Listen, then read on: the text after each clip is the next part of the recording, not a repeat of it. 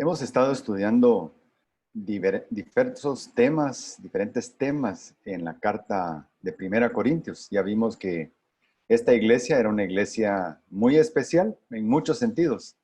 Era una iglesia ubicada estratégicamente en un lugar importante del Imperio Romano, con mucha influencia griega, con influencia comercial y legal romana, también con mucha idolatría en la ciudad, con mucha inmoralidad sexual en la ciudad, pero también era una ciudad donde convergía mucha gente de muchos lugares del imperio por bastante tiempo. Así que era estratégica en muchos sentidos y Dios la había bendecido. Y Pablo había estado trabajando al inicio por 18 meses en esta ciudad y esta iglesia había nacido, había prosperado, había crecido y el Espíritu Santo la había bendecido con dones, con capacidades, con habilidades extraordinarias. Incluso podríamos pensar más que cualquier otra iglesia que Pablo haya trabajado. Sin embargo, esta iglesia muy pronto, 4 o 5 años después de su fundación, ya era una iglesia que estaba cargada, pero cargada de problemas. Y a un inicio vimos el inventario de problemas, que eran alrededor de 40 problemas diferentes. Y nos ponemos a pensar qué difícil pastorear o guiar a una iglesia tan llena de problemas. Sin embargo, por otro lado, damos gracias a Dios que ha existido ese caso difícil, para que nosotros ahora tengamos incluso en una sola carta, en la carta de Primera Corintios, cómo debe tratarse cada uno de los problemas o de los tipos de problema que aparecen en una carta como esta. Hoy estamos ya en el tema número 11 de 40, y podríamos decir, wow, esto sí va a tardar muchísimo tiempo. Pues va a tardar lo que el Señor necesite que tarde. De todos modos, cada problema que tratamos es algo que nos ayuda y nos inspira y nos motiva a ser mejores y ser diferentes. El tema de hoy es que la iglesia de Corinto, los hermanos de Corinto eran implacables. Eran implacables. Pero antes de empezar a tocar este tema, yo quisiera que oráramos. Señor, te damos gracias porque podemos abrir las páginas del Nuevo Testamento en la carta de Primera Corintios escrita por Pablo hace tanto tiempo. Sin embargo, cuando la leemos y la escudriñamos, la sentimos tan actual y entendemos, Señor, que eso es justamente porque el ser humano de tiempos de Pablo y el ser humano del día de hoy básicamente siguen teniendo las mismas luchas. Existe la misma naturaleza pecaminosa que entonces, y existe el Espíritu Santo morando en los hermanos como entonces, y eso crea dentro de nosotros una guerra espiritual muy difícil y permanente. Y así será hasta el día que muramos. Pero Señor, te damos gracias porque una carta como esta de Primera Corintios arroja luz en la forma en que nosotros debemos tratar cada situación difícil en la congregación, entre los hermanos en Cristo Jesús y especialmente en nuestro propio corazón, porque de nuestro corazón es donde nacen todos los problemas. Te damos gracias, Señor, y oramos en el nombre de Cristo. Amén. Así que los hermanos de la iglesia de Corinto eran implacables. Y Pablo, dentro de lo que dice respecto a este tema, dice, ¿por qué no sufren mejor la injusticia? En vez de estar queriendo reclamar sus derechos, lo que legalmente ustedes pueden pelear, ¿por qué no en vez de eso? Mejor sufren la injusticia. No perdonaban y llevaban a juicio en los tribunales, en una forma legal, formal, al hermano, a su hermano en Cristo Jesús, a otro salvo. Y esto lo encontramos en 1 Corintios 6, del 1 al 11. Leamos la base bíblica, lo voy a leer yo. Dice en 1 Corintios 6, del 1 al 4, se atreve, y quiero darle énfasis para que sintamos la carga emocional que tenía también Pablo cuando estaba escribiendo, la frustración hasta cierto punto que tenía Pablo cuando estaba escribiendo. Y dice, ¿se atreve alguno de vosotros cuando tiene algo contra su prójimo a ir a un juicio ante los incrédulos y no ante los santos? ¿O no sabéis que los santos han de juzgar al mundo? Y si el mundo es juzgado por vosotros, ¿no sois competentes para juzgar las cosas más triviales? ¿No sabéis que hemos de juzgar a los ángeles? ¿Cuánto más asuntos de esta vida? Entonces, si tenéis tribunales que juzgan las cosas de esta vida, ¿por qué ponéis por jueces a los que nada son en la iglesia? Para vergüenza vuestra lo digo. ¿Acaso no hay entre vosotros algún hombre sabio que pueda juzgar a sus hermanos, sino que hermano contra hermano litiga, y esto ante incrédulos?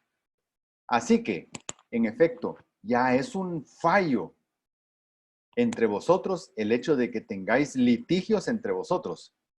¿Por qué no sufrís mejor la injusticia? ¿Por qué no ser mejor defraudados? Por el contrario, vosotros mismos cometéis injusticia y defraudáis. Y esto a los hermanos. ¿O no sabéis que los injustos no heredarán el reino de Dios? No os dejéis engañar, ni los inmorales, ni los idólatras, ni los adúlteros, ni los afeminados, ni los homosexuales, ni los ladrones, ni los avaros, ni los borrachos, ni los difamadores, ni los estafadores heredarán el reino de Dios. Y esto erais algunos de vosotros, pero fuisteis lavados, pero fuisteis santificados, pero fuisteis justificados en el nombre del Señor Jesucristo y en el Espíritu de nuestro Dios. Qué pasaje más duro, más importante el que tenemos acá. Y saben una cosa, antes de empezar, tenemos que saber que en cualquier comunidad donde haya seres humanos, habrá conflictos. El ser humano por naturaleza no es fácil y muchos de nosotros nos hacemos todavía más difíciles de tratar. Pablo tiene que, a lo largo de estos versículos, no solo reprenderlos por lo que estaban haciendo, sino recordarles de dónde vienen. Muy probablemente sea para recordarles a ellos de cuánto han sido perdonados, como para que ellos sean incapaces de buscar la paz. Dice este versículo 1, ¿se atreve alguno de vosotros cuando tiene algo contra su prójimo a ir a juicio ante los incrédulos y no ante los santos? Yo he hecho una serie de preguntas que siento que este pasaje las implica. Pablo podría haber dicho también, no quería creerlo, pero ¿es verdad eso que oigo? ¿Es posible que a ese extremo hayan llegado? ¿Acaso ya no se recuerdan lo que Jesús enseñó? ¿Es que no hay entre ustedes ningún maduro? ¿Tienen que recurrir a gente extraña para resolver? ¿Qué pasó con todo lo que han aprendido? ¿Qué pasó con el amor, con la paciencia, con el perdón? ¿Qué pasó? ¿Dónde quedó su crecimiento espiritual? Todo esto está implicado en esta pregunta. ¿Se atreve alguno de vosotros cuando tiene algo contra su prójimo a ir a un juicio ante los incrédulos y no ante los santos? Pablo, después de ver ya lo que ha tratado el tema anterior, fue justamente el tema de inmoralidad, tolerancia a la inmoralidad, divisiones, pleitos. Pablo está hasta cierto punto molesto, triste, frustrado, enojado con una congregación que a estas alturas ya debería estar dando muestras de madurez. Si no todos, por lo menos algunos. y que fueran capaces de poner orden, capaces de resolver, capaces de bajar la temperatura en la que vivían ellos, entre ellos. La temperatura del ánimo con el que vivían, que estaba muy caldeado. Bajarla. Sin embargo, no había quien hiciera esa tarea. Pablo, por supuesto que acepta, y todos lo aceptamos, que es una realidad la posibilidad de que existan problemas en la iglesia local.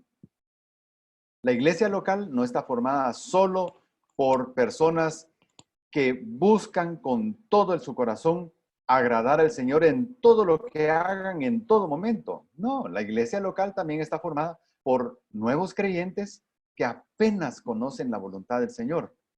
Ya son salvos, pero están empezando en los caminos del Señor. También está formada la iglesia, y aunque no nos guste, así es, por hermanos que se han estancado en su proceso de madurez. Se han quedado estancados. No progresan, no avanzan, no maduran. Y muchas veces porque no leen, no analizan, no disciernen lo que escuchan y escuchan cosas contradictorias acerca de temas religiosos, viviendo una religiosidad más que una relación personal con Cristo. No maduran. Y la iglesia local tiene de todo. E incluso la iglesia local, en la iglesia local se acercan personas que todavía no conocen al Señor. La mayoría con el deseo de saber más acerca de Dios. Pero puede ser también que algunos se acerquen solo con el ánimo de molestar, de crear problemas. Así que la iglesia local es un conjunto de personas donde la probabilidad de que ocurran problemas es muy alta. ¿Qué le enseñó Jesús a Pedro acerca de este punto?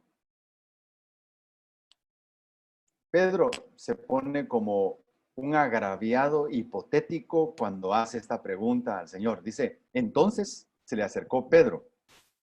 Por supuesto, se le acercó al Señor, a Jesús, y le dijo, Señor, ¿cuántas veces pecará mi hermano contra mí que yo haya de perdonarlo? Ahí estamos viendo a una persona agraviada por un hermano que ha pecado en contra suya, en contra del agraviado. Y Pedro, poniéndose en el lugar del agraviado, dice, ¿cuántas veces pecará mi hermano contra mí que yo haya de perdonarlo? Y aquí, imagino que Pedro se quiso poner generoso y llevarlo, para el judío, el número 7 era un número de perfección.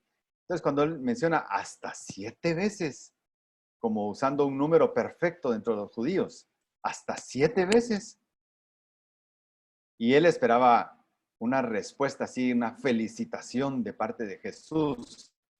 Qué generoso eres, Pedro. ¿Cuántas veces estás dispuesto a perdonar? Hasta 7 veces una ofensa.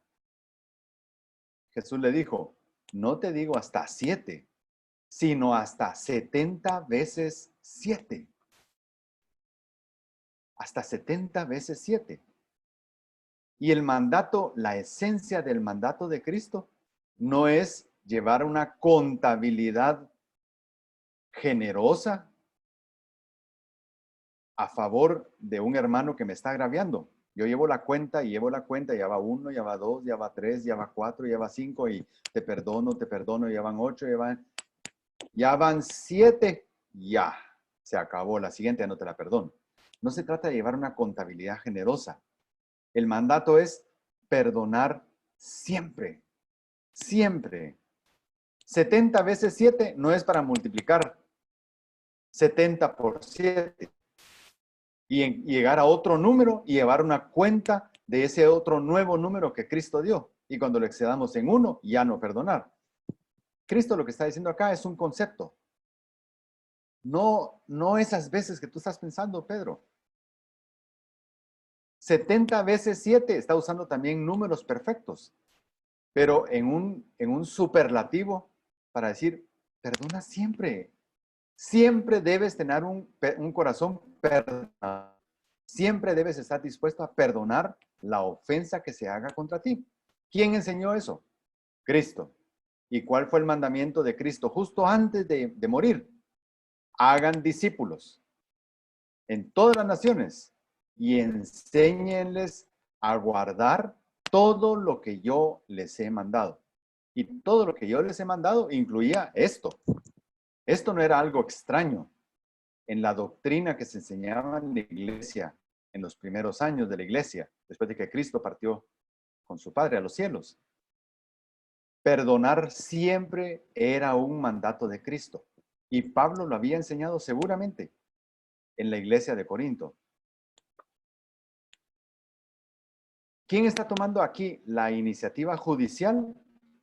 El que ha sido agraviado por su prójimo. Miren, totalmente contrario a lo que Jesús estaba ordenando, estaba mandando. ¿Se atreve alguno de vosotros cuando tiene algo contra su prójimo? O sea, su prójimo lo ha afectado, lo ha agraviado de alguna manera, y entonces uno se siente afectado por algo que le hizo el prójimo, se atreve a ir a juicio ante los incrédulos. Jesús da un procedimiento para juzgar el pecado. Cuando estamos enfrente de un pecado que se está cometiendo, Jesús también dio un procedimiento, un orden. Y ese ya lo vimos en el tema anterior de la inmoralidad sexual que estaba tolerando la iglesia de Corinto. Pero acá también aplica. Si tu hermano peca, ve y repréndelo a solas. Si te escucha, has ganado a tu hermano. Esto se refiere no tanto al agraviado actuando sobre el que ha agraviado al otro hermano, sino aquí está refiriéndose al que va a tener la labor de hacer la paz en ese conflicto. Hay dos hermanos. Uno agravió al otro. Ese que agravió a su hermano, y probablemente en una forma injusta, ese hermano está cometiendo un pecado. Entonces, el que va a actuar como juez, el maduro, el que tenga dominio propio, el que ha crecido espiritualmente, que ve esa situación, puede rápidamente determinar quién es aquí el que está agraviando y confrontarlo. Y entonces va directamente con la persona que está agraviando. Este tipo de solución de conflictos no se estaba dando en Corinto, porque para que esto sucediera se necesitaba hermanos maduros. Dice Jesús, y si tu hermano peca, ve y repréndelo a solas. Si te escucha, has ganado a tu hermano. Pero si no te escucha, lleva contigo a uno o dos más, para que toda palabra sea confirmada por boca de 2 o 3 testigos. Y si rehúsa escucharlos, dilo a la iglesia. Y si también rehúsa escuchar a la iglesia, sea para ti como el gentil y el recaudador de impuestos. Este es el procedimiento que debería seguir un juez. Un juez dentro de la congregación. Y es algo que sucede en 4 pasos. No es de primeras tomar una decisión radical con el hermano que ha agraviado a su hermano y ha provocado un conflicto. Es confrontar en privado, paso 1. Paso 2, confrontar tomando en cuenta a 1 o 2 testigos para que ellos den fe pública de lo que suceda ahí en privado. El paso 3, si eso no funciona, pero en cada uno, si sí funciona, hasta ahí llegó. Si el que va a actuar como juez, el hermano maduro, confrontando al agraviador, al pecador, resuelve el problema, hasta ahí llegó. Ni siquiera necesita comunicarlo a la congregación, ni a más personas. Quedó ahí entre 2, punto. Paso 2, con testigos. Paso 3, confrontarlo con la congregación, o sea, frente a la congregación. Y si aún así decide no escuchar, es muy probable que estemos enfrente de un incrédulo que está pasando por ser un creyente. Porque difícilmente un creyente no es redarguido por el Espíritu Santo cuando está siendo confrontado directamente con un pecado que está cometiendo. El espíritu que está en nosotros da testimonio a nuestro espíritu si estamos haciendo lo correcto o si no lo estamos haciendo. Entonces, si alguien llega hasta el cuarto paso, lo más probable es que no sea un creyente. O es un creyente en tal condición de rebeldía que necesita ser expulsado. ¿Por qué? Porque puede corromper al resto con esa actitud de rebeldía y no reconocer que está cometiendo un pecado, aunque ya sea él un salvo y el Espíritu Santo mora en su corazón. Ahora, si no es un creyente y está actuando de esa manera, fue alguien que se infiltró en la iglesia para provocar daño. Pero aquí está un proceso, un procedimiento. Si había hermanos maduros, tenían esta palabra que podían usar, dada por Cristo, enseñada por Pablo. Pero nadie tenía esa capacidad, aparentemente, por lo que Pablo dice. ¿Por qué no es necesario ir ante un órgano judicial? ¿Por qué no sería necesario ir ante los jueces, ante los tribunales, usar las leyes de este mundo? ¿Por qué no? Porque los salvos deben poder resolver sus diferencias. Y si no la pueden resolver directamente las dos personas que tienen su diferencia, que sería lo ideal, entonces buscan a un hermano maduro que actúe y debe poder encontrarse una solución. Debe poderse encontrar una solución. ¿Quién está calificado para dirigir ese proceso? Usando el proceso que Cristo mandó. El salvo espiritual tiene el carácter para hacerlo. O sea, un salvo maduro tiene el carácter para hacerlo. ¿Por qué? Porque un salvo maduro en su carácter tiene algunas características. Una es que no se deja arrastrar por sus propias pasiones, como para tomar bandos y entonces juzgar en una forma tendenciosa, basado en sus propios prejuicios. No, tiene dominio propio, sabe discernir el bien del mal y el Espíritu Santo lo ha capacitado para poder hacerlo. Así que un creyente maduro debería poder resolver. Si es que los mismos dos hermanos que están en conflicto no logran resolverlo, un maduro en medio debería ayudar a resolver. ¿O no sabéis que los santos han de juzgar al mundo? Eso, ahí estamos hablando de escatología. Estamos hablando de algo que no está ocurriendo. Es algo que ocurrirá en el futuro. En el futuro. Esto está en los temas proféticos de la Biblia. ¿No sabéis que los santos han de juzgar al mundo? Y cuando hace una pregunta así, es porque Pablo ya les había enseñado eso.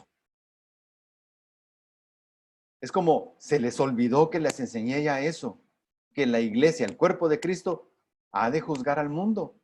Y si el mundo es juzgado por vosotros, ¿no sois competentes para juzgar los casos más triviales? Eso es duro de decirlo. Es como restregar en la nariz a alguien algo que le ha enseñado a uno demasiado bien, con mucha delicadeza, con mucho esmero, con mucho cuidado, con mucho tiempo. Y Pablo lo había hecho con ellos, 18 meses, enseñándoles. Ustedes no ignoran, está diciendo Pablo, esos conceptos escatológicos, proféticos, futuros, no los ignoran. Ustedes tienen una misión trascendente. Ustedes tienen una misión trascendente en el futuro. ¿Por qué no lo recuerdan y actúan de acuerdo a ello? La iglesia, los salvos, nosotros tenemos un privilegio único.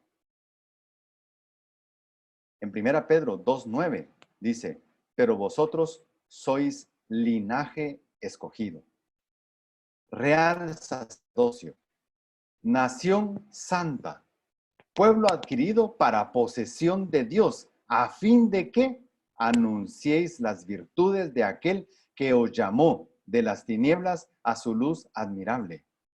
Ustedes tienen una misión que cumplir. Miren, iglesia de Corinto, me lastima tanto el corazón ver que ustedes, teniendo tanto potencial y estando ubicados en una posición tan estratégica, donde podrían hacer tanto obra del Señor para atraer a tantas personas de todo el mundo, literalmente de todo el mundo, a los pies del Señor, para que cuando ellos regresen a sus países, a sus ciudades, luego de haber estado un tiempo aquí en Corinto, y miren, hasta hablan ustedes el idioma que ellos hablan.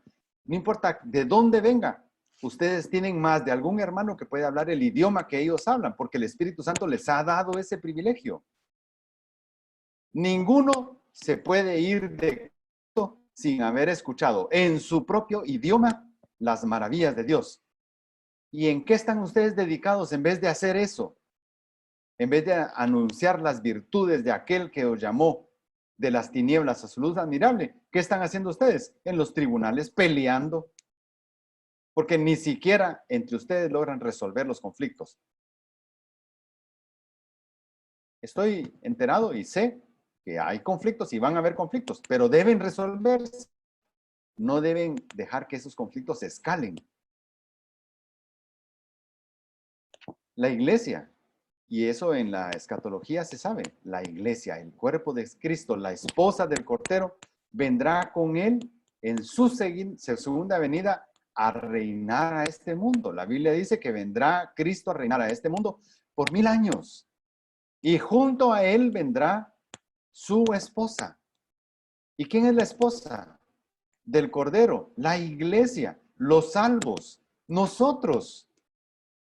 Estaremos con Cristo mientras Él reine en este mundo por 1000 años. Pero eso no es ahorita, eso será el futuro. Entonces, no podemos juzgar lo trivial si veremos lo trascendente. Apocalipsis 19, 6 al 8 dice, aleluya, porque el Señor nuestro Dios Todopoderoso reina. Regocijémonos y alegrémonos y démosle a Él la gloria, porque las bodas del Cordero han llegado y su esposa se ha preparado. ¿Quién es la esposa? Nosotros, los salvos. Los salvos somos la iglesia, no la construcción. Nosotros, las personas salvas, somos la iglesia.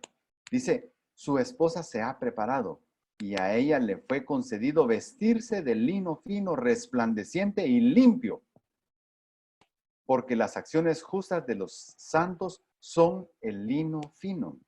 Miren, qué futuro le espera a la iglesia. Qué futuro maravilloso le espera a la iglesia. Pero mientras estemos en este mundo, hagamos la tarea que nos corresponde hacer en este mundo. Ya vendrá ese futuro maravilloso. Y no tenemos que acelerarlo ni estar preocupados por ese futuro. Preocupémonos por la tarea y la misión que Cristo nos encomendó acá. ¿No sabéis que hemos de juzgar a los ángeles? ¿Cuánto más asuntos de esta vida? El alcance de nuestra función futura es grande. Estaremos junto a Cristo cuando juzgue a los ángeles rebeldes que siguieron a Satanás, a los que nosotros le llamamos demonios. Cristo los va a juzgar. ¿Y quién va a estar a la par de él? Nosotros, juzgando junto con él. ¿Será que deberíamos poder analizar, evaluar, discernir y emitir un juicio justo en asuntos sencillos que ocurren cotidianamente en la iglesia local? ¿Deberíamos poder hacerlo? Esa es una pregunta retórica. Claro que sí. Claro que sí, deberíamos poder. Y si el tiempo ha pasado y hemos tenido instrucción y tenemos la palabra de Dios y sabemos leer y leemos y el Espíritu Santo está en nosotros y nos ilumina, ¿deberíamos poder hacer eso? Claro que sí. Deberíamos estar preparados. ¿Por qué se vuelve entonces tan complicado hacerlo? Por el pecado que hay en nosotros. Porque le estamos dando espacio al pecado que está en nosotros. ¿Qué tipo de pecado? Orgullo, ser implacables, falta de perdón. Eso es pecado también. Lastimar al hermano deliberadamente, crear conflictos, también eso es pecado. Eso es lo que hace tan difícil que podamos hacer esto. Y entonces, si todos estamos en esa condición y ninguno está progresando a la madurez, no va a haber nadie capaz de resolver. Entonces, si tenéis tribunales que juzgan las cosas de esta vida, ¿por qué ponéis por jueces a los que nada son en la iglesia? Aquí no está diciendo que los jueces sean incompetentes, que los jueces sean incapaces de resolver. No, no, no. Los jueces que son fuera de la iglesia son personas que se han capacitado, han estudiado, se han preparado para impartir justicia. Y eso es lo que se espera de un juez, que sea probo, que no cometa injusticia a favor de uno o a favor de otro, ni favoreciendo al débil porque es débil, ni favoreciendo al fuerte porque es fuerte, sino que debe dictar sentencia justa.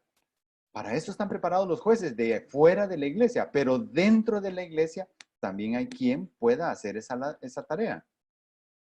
Pablo está diciendo aquí, si tenéis tribunales, y ahí no se refiere a los tribunales fuera de la iglesia, sino si tenéis tribunales que juzgan las cosas de esta vida, se está refiriendo, si dentro de la iglesia ya está previsto que se pueda juzgar ese tipo de cosas, si ya se ha dado de parte de Cristo una metodología para resolver conflictos, un procedimiento gradual, escalable para resolver conflictos, ¿qué se necesita para eso? Hermanos maduros, tanto para juzgar como para aceptar el veredicto.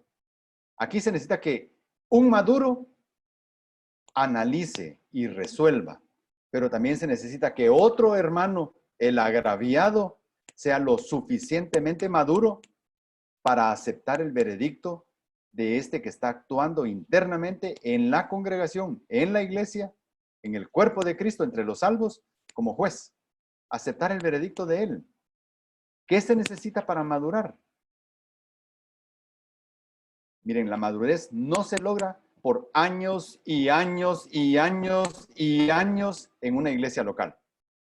Yo puedo congregarme 30 años, 40, 50 años, haber sido redimido, justificado y salvado por Cristo hace 50 años y continuar a estas alturas, aunque me congregue en una iglesia, siendo un inmaduro, un viejo inmaduro.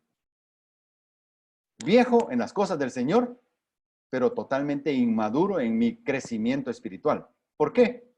Porque nunca permití que el Espíritu Santo, a pesar de esos años y años y años y años en la iglesia, nunca permití que el Espíritu Santo modelara mi carácter. Ahora, ¿de quién es la responsabilidad de tener o de no tener esa voluntad de permitirle al Espíritu Santo modelar mi carácter? Mía. Eso no es delegable. Yo soy el que tengo que tomar la decisión, porque yo soy el que debo asumir también la responsabilidad de mis actos. Y eso es así, desde el puro principio, justamente desde el principio, desde Adán, en el Edén. Dios, cuando ya confrontó a Adán, no se fue directamente con Satanás a decir, ¿qué hiciste? Me arruinaste todo. Él fue directamente con Adán y dice, ¿qué fue lo que te dije a ti? ¿Qué fue lo que te ordené? Fallaste en lo que yo te ordené. Está Dios deduciendo responsabilidades en el que debía asumir esa responsabilidad. Adán. Igual es con nosotros. ¿Quién es el responsable de que yo no madure? No busquen al pastor, no busquen al líder, no busquen a los hermanos, no busquen a la congregación, no busquen al pecado de otros hermanos. Ese pecado de otros hermanos es el que me ha desmotivado y por eso yo no crezco. Cuentos. Si yo no maduro, es porque yo no permito que el Espíritu Santo, que ya mora en mí, que ya operó en mí cosas maravillosas al momento de creer, yo no maduro si yo no le permito al Espíritu Santo trabajar en mi carácter, tomar el control de mi temperamento, pulir todos los defectos de carácter que hay en mí. Si yo no le permito al Espíritu Santo hacer eso, el responsable de que yo no sea un maduro ya, en este momento, soy yo. Y nadie más que yo, el único responsable. Por lo que no se justifica buscar tribunales externos. No debería ser necesario llevar los conflictos entre hermanos ante los tribunales de este mundo. Y saben una cosa, está diciendo Pablo indirectamente acá, hacerlo evidencia diferentes incapacidades que hay todavía en esa iglesia en la que yo me esmeré y que Dios me dijo que en esa ciudad tengo mucho pueblo, quédate ahí, nadie te va a poder lastimar ni molestar. Yo tengo, dijo el Señor a Pablo, yo tengo en esa ciudad mucho pueblo. Y por eso estuvo ahí 18 meses. 18 meses enseñando y enseñando doctrina de primerísima calidad, revelada directamente por Jesús a Pablo para que la explicara en una forma clara, fácil de entender, para que en la iglesia de Corinto la gente pudiera decir, más claro no se puede. Eso hizo Pablo, 18 meses, más claro no se puede, la doctrina, la correcta doctrina, pero ir a tribunales externos solo pone en evidencia que ustedes son incapaces de varias cosas, incapaces de pedir perdón, de resarcir el daño y de restablecer la paz. Son incapaces de otorgar perdón al ofensor, tal como nosotros hemos sido perdonados. Son incapaces en lograr acuerdos justos entre las partes. No todo se resuelve de una manera. A veces se puede encontrar un justo medio en algo, encontrar acuerdos. Eso es el resultado esperado.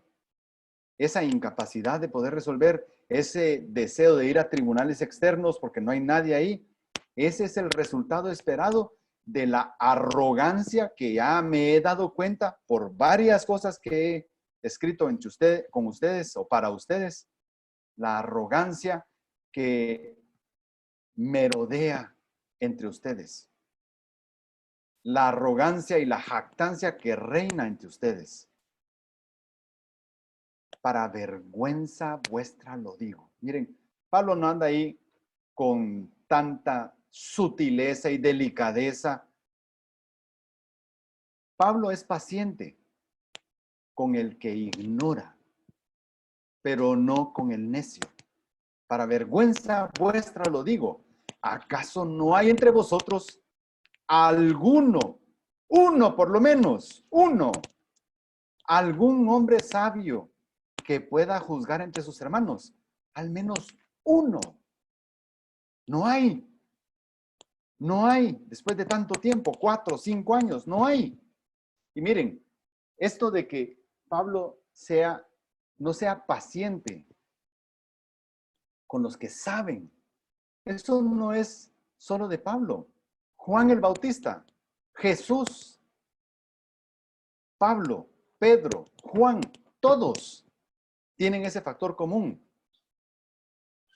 Cuando ya se ha enseñado, cuando hay doctrina, cuando hay enseñanza bien clara, entonces ya no se puede actuar como si se puede actuar con aquel que no sabe absolutamente nada de la voluntad de Dios.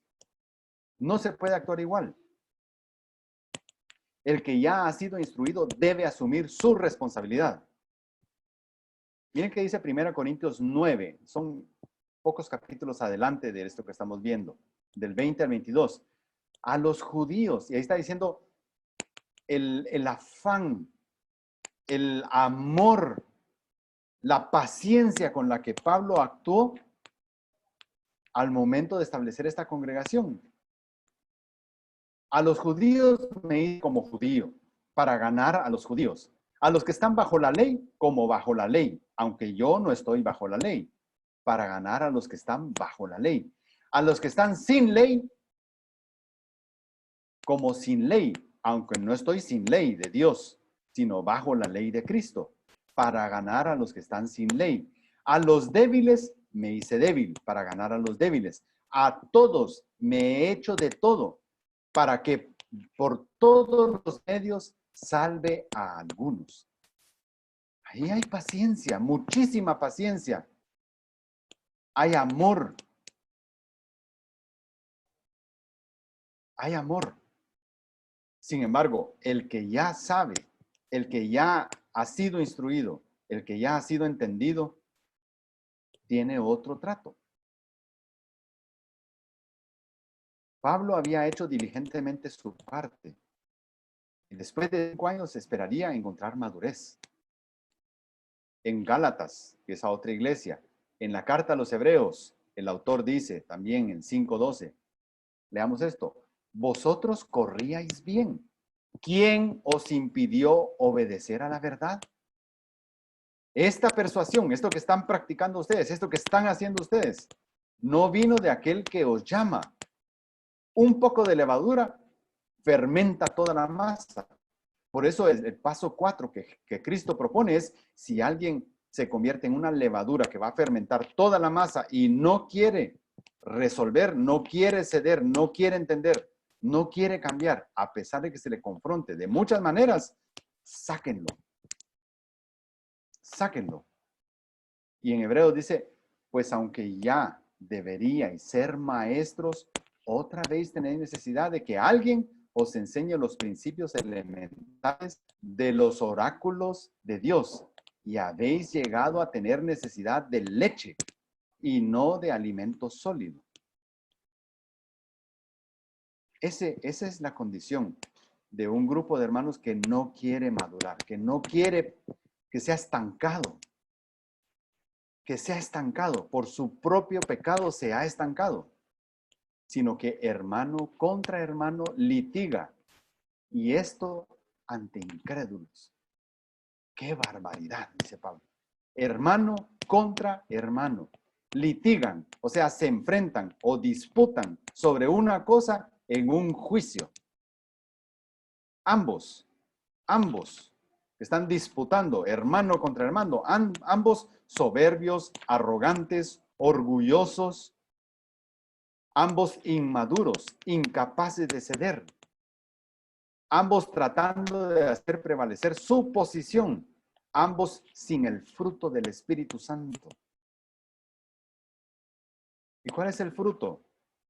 ¿A dónde debía desembocarnos el Espíritu Santo obrando en nuestra vida y modelando nuestro carácter? En que tengamos amor, gozo, paz, paciencia, benignidad, bondad, fidelidad, mansedumbre, dominio propio. Eso deberían estar ya dando los hermanos de Corinto, o por lo menos algunos hermanos de Corinto, y no pareciera que fuera así. Así que, en efecto, es ya un fallo entre vosotros el hecho de que tengáis litigios entre vosotros. Ya solamente los pleitos entre ustedes, los líos que han escalado, ya eso en sí mismo ya es un problema. Y miren, aquí propone 2 cosas que son impensables a la mente del ser humano común y corriente, normal. Dice, ¿por qué no sufrís mejor la injusticia? ¿Por qué no mejor ser defraudados? Y hasta en estos tiempos de dificultad mundial, de salud, vemos hermanos que son incapaces de sufrir. Incapaces de sufrir.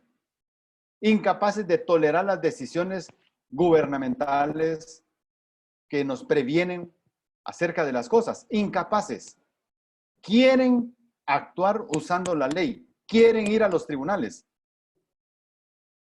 ¿Qué dice aquí Pablo? ¿Por qué no sufrís mejor la injusticia? Callada la boca. ¿Por qué no ser mejor defraudados? Aquí no dice que no deban ni puedan existir conflictos entre los salvos. Pablo está enfatizando en conflictos no resueltos y que han escalado, que han subido de tono por falta de madurez para resolverlos tan pronto surgen. Esto hasta puede ser evidencia que los que están haciendo eso, quizás de repente, probablemente, aún no son salvos. Aún no son salvos. El grado en que ustedes escalan las cosas me da a entender que podría ser que incluso algunos no sean salvos. Primera Juan 2, 9 al 11 dice, el que dice, y aquí está hablando de gente que dice, pero no es realmente, el que dice que está en la luz y aborrece a su hermano. El que llega a un litigio en un tribunal, no lo hace porque ame a su hermano y quiera lo mejor para su hermano. Por eso necesita una solución justa para que mi hermano crezca espiritualmente. No, cuando se lleva a un hermano a un tribunal fuera de la congregación, es porque se aborrece al hermano y lo que el hermano hizo. Y se quiere hacer justicia y que sea castigado severamente el hermano. El que dice que está en luz y aborrece a su hermano, está aún en tinieblas. El que ama a su hermano permanece en la luz y no hay causa de tropiezo en él. Pero el que aborrece a su hermano está en tinieblas y anda en tinieblas y no sabe a dónde va, porque las tinieblas han cegado sus ojos. Si alguien es incapaz de ser sensible a la palabra de Dios, a la palabra del Espíritu Santo hablando a su corazón, a ser confrontado por hermanos maduros, con su pecado, con su falta, es insensible totalmente a eso, puede ser que no sea un salvo, o puede ser que sea un salvo sumamente rebelde. Y entonces cuando un salvo es sumamente rebelde, ya le toca, ya no a los hermanos de la congregación, le toca a Dios tomar a ese hermano y disciplinarlo como Él decida hacerlo. Como Él decida hacerlo. Y eso puede ser muy serio. ¿Por qué no sufrís mejor la injusticia? ¿Por qué no ser mejor defraudados? Humanamente hablando, ¿qué implicaciones tiene hacer eso?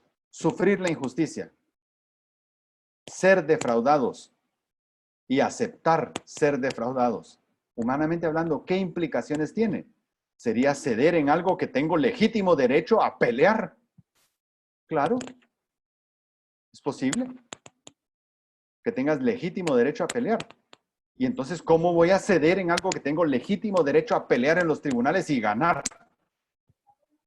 Sería mostrar debilidad o me haría ver ante todos como un tonto. Sería sentar un mal precedente para el futuro. Perdería el respeto de quienes me conocen en la comunidad si yo hago eso.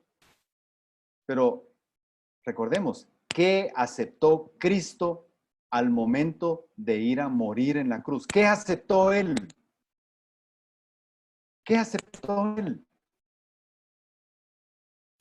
¿Qué dice el apóstol Pedro al respecto? Pedro, que estuvo a la par de Cristo. Porque esto haya gracia.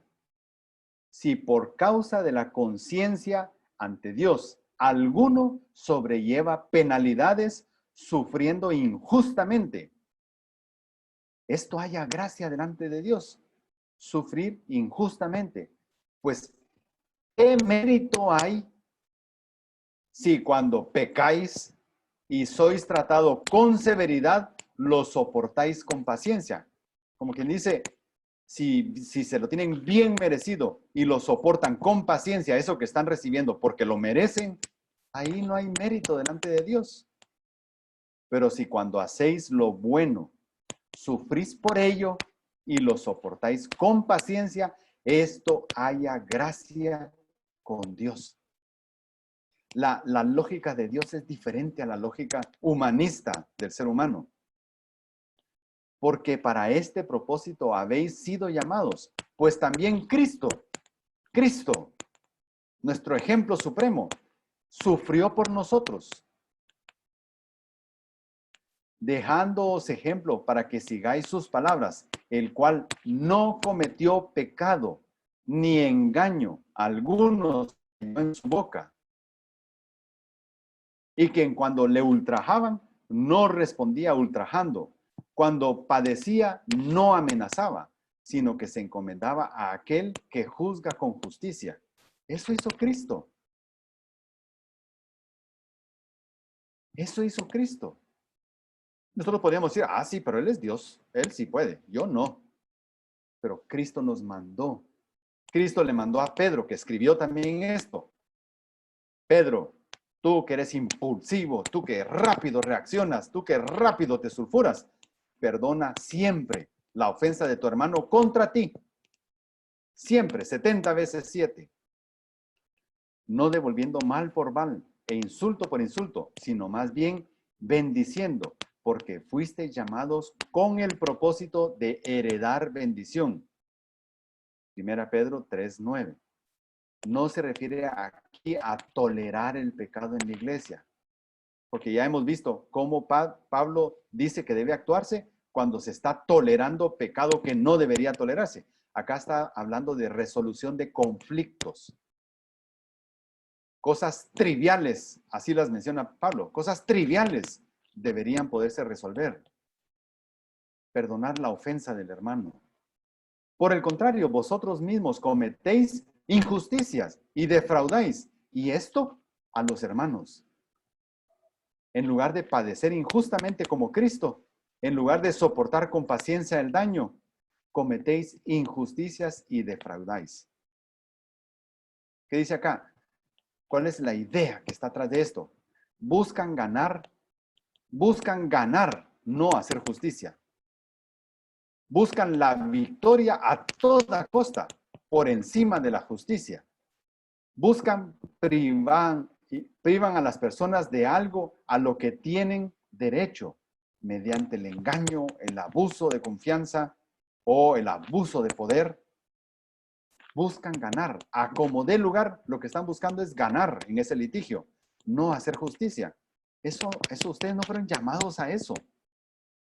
Los incrédulos hacen así. Van a los tribunales y pagan o hacen lo que tengan que hacer con tal de ganar. Ustedes no son así. Su llamado no es así. Por el contrario, vosotros mismos cometéis injusticia y defraudáis, y esto a los hermanos. ¿Qué reacción produce una actitud como esa entre los incrédulos? En primer lugar, daña la reputación de Cristo. Y eso es grave. Tenemos que tener mucho cuidado con la reputación de Cristo. Porque el nombre de Dios, dice Romanos 2:24, el nombre de Dios es blasfemado entre los gentiles, o sea, entre los incrédulos, por causa de vosotros. ¿Quiénes? Los salvos. El nombre de Dios es blasfemado entre los incrédulos por causa de los salvos. ¿Cuando hacen qué? Cuando hacen cosas como esta que están haciendo ustedes, amigos y hermanos de Corinto. También daña la posibilidad de cumplir la gran comisión. ¿Cuál es la gran comisión? Enseñarle a otros que practiquen y vivan de acuerdo a lo que Cristo enseñó. ¿Por qué? Porque nos hace hipócritas, ciegos guiando a ciegos. Jesús dijo en Lucas 6:42, ¿o cómo puedes decir a tu hermano, hermano, déjame sacarte la mota que está en tu ojo, cuando tú mismo no ves la viga que está en tu ojo? Hipócrita, hipócrita. Miren cómo vemos acá la falta de paciencia de Jesús con los que ya saben, con los que tienen conocimiento, con los que tienen luz. Hipócrita, saca primero la viga de tu ojo y entonces verás con claridad para sacar la mota que está en el ojo de tu hermano. Hipócrita. ¿O no sabéis que los injustos no heredarán el reino de Dios? No os dejéis engañar. Ni los inmorales, ni los idólatras, ni los adúlteros, ni los afeminados, ni los homosexuales. Y continúa la lista. ¿Quiénes son los que heredarán el reino de Dios? Los justos. ¿Y quién es el que me hace justo a mí? No soy yo. Cuando está hablando aquí, ¿o no sabéis que los injustos no heredarán el reino de Dios? Lo que está diciendo acá, ¿no sabéis que los que no son salvos no entrarán en el reino de Dios? Solo van a entrar los que han sido justificados. No por mérito propio. Salmo 14:3 dice, todos se han desviado, a una se han corrompido. No hay quien haga el bien. No hay ni siquiera uno. O sea, no hay ninguna persona que por sus propios méritos se pueda ganar el carácter de justo, como para entrar en el reino de los cielos. El que me hace a mí justo es Cristo, cuando me justifica, al creer yo en la salvación que Él ofrece. Pablo le recuerda a los corintios de dónde salieron antes de ser salvos y antes de formar parte de la iglesia, del cuerpo de Cristo, de la esposa del Cordero. ¿Qué eran ellos? ¿Qué eran ustedes, hermanos de Corintios? Recuérdense. Ahorita que están ustedes peleando por sus derechos, recuérdense de qué han sido perdonados. Eran inmorales, idólatras, adúlteros, afeminados, homosexuales, ladrones, avaros, borrachos, difamadores, estafadores. Eso eran. Miren qué pedigrí el que tenían. Ese era el currículum de ustedes previo a ser parte del cuerpo de Cristo. Eso practicaban, en eso vivían. Y eso se gozaban haciendo antes. Ahora, eso eran en esencia antes de ser salvos. Pero ahora ya no lo son. ¿Por qué? Porque fueron declarados justos. Y eso erais algunos de vosotros, pero fuisteis lavados, pero fuisteis santificados, pero fuisteis justificados en el nombre del Señor Jesucristo y en el Espíritu de nuestro Dios. Y dice algunos de vosotros. Miren, Pablo dejó corta la lista y por eso dice algunos de vosotros. Pero si Pablo hubiera extendido un poco más la lista, hubiera tenido que decir, todos vosotros fuisteis esto, con una lista más larga. Pero hizo una lista limitada. Hizo una lista. Fuisteis. Fuisteis significa pasado. Tiempo pasado concluido y terminado. Aoristo. Cuando ustedes fueron rescatados, fueron salvados. Y aquí usa 3 palabras. Lavados, santificados y justificados. Fueron hechos limpios por el perdón de sus pecados. Eso es ser lavado. Ser hecho limpio por el perdón de pecados. Toda la suciedad que había en mí fue removida por el perdón de mis pecados. ¿Cuándo? Cuando fui hecho salvo. Santificado es ser apartado para el servicio y para la gloria exclusiva de Dios. ¿Cuándo sucedió eso? Cuando fui salvo. Fui justificado, o sea, fui declarado justo. Fui declarado santo por la sangre de Cristo. ¿Cuándo? Cuando fui hecho salvo. Esto erais vosotros, algunos de vosotros, pero fuisteis lavados, santificados y justificados. ¿Quiénes fueron perdonados, apartados para Dios y declarados santos? Un grupo de inmorales, idólatras, adúlteros, afeminados, homosexuales, ladrones, avaros, borrachos, difamadores, estafadores. Pablo estuvo con ellos por 16 meses. Pablo sabía esto. Ellos también lo sabían. Pablo no estaba diciendo acá inventos. Pablo de primera mano sabía y podría, si hubiera querido, hasta decir el hermano tal, recuérdese lo que era antes. Y el hermano tal, recuérdese lo que era antes. No lo hizo así por amor, pero solo les da una lista y le dice, ustedes eran así antes. Si Dios los perdonó, ¿por qué insisten en jugar con fuego? Si Dios los perdonó, ¿por qué insisten en jugar con fuego? Con eso Pablo está haciendo una terapia de shock para que se avergüencen y reaccionen. Toda esa transformación en sus vidas ocurrió en el nombre de Jesucristo, en el poder del Espíritu Santo, y fueron comprados y ahora pertenecen a Cristo. No fue mérito suyo, ni obra suya.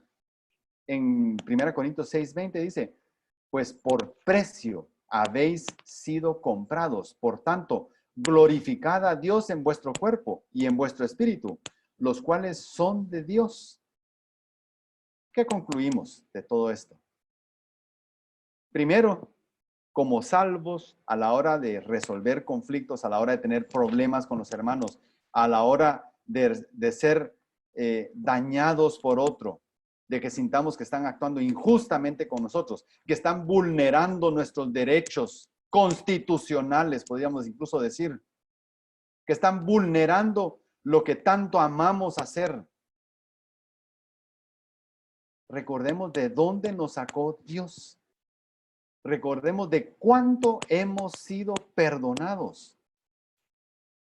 No seamos implacables, que queramos siempre caer encima del hermano con todo el peso de la ley hasta aplastarlo y ponerlo en su lugar por nuestros propios méritos. No seamos injustos. Perdonemos las ofensas recibidas. Pidamos perdón si somos nosotros los que estamos generando el problema. Pidamos perdón y resolvamos el daño causado. Busquemos la paz y practiquemos el amor. Demos buen testimonio de Cristo ante los demás que no lo conocen y nos miran a nosotros y pueden tener una opinión de Cristo acerca por medio de nuestra conducta. Demos buen testimonio de Cristo ante el mundo.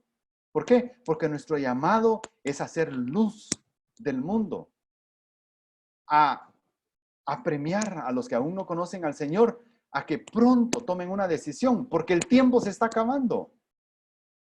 Y no es que el fin del mundo esté ya a las puertas, eso no lo sabemos, pero la muerte ronda alrededor de cada uno de nosotros sin que nunca sepamos exactamente cuándo nos tomará. Por eso es que es apremiante creer en Cristo. Y es apremiante que quienes tienen el llamado a hacerlo den buen testimonio antes de abrir la boca, antes de meterse a evangelizar y hablarle a otro. Cuidar, tener un buen testimonio. Y si hemos tenido un mal testimonio con nuestros hermanos, amigos o qué, digamos públicamente, yo le pido perdón a todos por lo que he hecho. No he actuado bien. Debiendo actuar mejor, he actuado mal. Perdónenme. Pero ahora que ya he pedido perdón, siento la solvencia moral de decir, crean en Cristo como su Salvador lo antes posible, por su propio bien. Y miren, de aquí en adelante yo me comprometo ante Dios a actuar como Dios quiere. Eso es lo que de verdad agrada a Dios. Eso es lo que de verdad agrada a Dios. Oremos. Señor, te damos gracias por este tema que hoy Pablo ha tocado en la carta de Corintios. El tema de la falta de perdón, de los agravios que escalan a niveles que no deberían ser. Ofensas pequeñas que crecen y crecen por el orgullo. Señor, tú nos has llamado a perdonar. Y en ese perdón muchas veces va a implicar sufrir injustamente, sufrir agravios, sufrir el daño a nuestros derechos. Pero tenemos que hacerlo. Es el llamado de Cristo. Cristo nos dio el ejemplo. Ayúdanos, Señor, que tu Espíritu que mora en nosotros te dé poder para poder hacerlo. Gracias, Señor, porque esto que fue escrito hace tanto tiempo sigue tan vigente, tan pertinente hoy dentro de la congregación de los salvos. Sigue siendo una realidad. La dificultad de perdonar. Ayúdanos, Señor, por favor. Ayúdanos a hacerlo y resolver conflictos pendientes con cualquier persona y vivir en paz contigo y en paz con nuestros semejantes. Te damos gracias, Señor, y oramos en el nombre de Cristo. Amén.